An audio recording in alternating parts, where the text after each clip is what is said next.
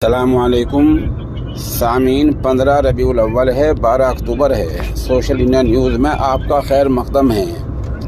ख़बर का उन्वान है 108 साला औरत के पैर काट लिए गए, जिसकी वजह से उसकी मौत हो गई। ये पैर बुढ़िया से जेवर छीनने के लिए और जेवर लूटने के लिए काटे गए हैं। मामला जयपुर का है, जहां से मुलजिम प्रकाश प्रजापति को पुलिस ने गिरफ्तार कर लिया है।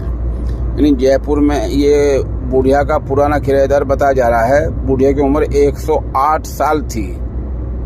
किराएदार आकर उनका मकान बंद किया और उनको बांधकर उनके जेवर उतारने लगा। जेवर पैर से नहीं निकले तो दोनों पैर काट दिए और जेवर लेकर भाग गया। पुलिस ने आज उसको गिरफ्तार कर लिया है। उधर 2 दिन के बाद बुढ़िया का भी इंतकाल हो गया है। मामला जयपुर का है।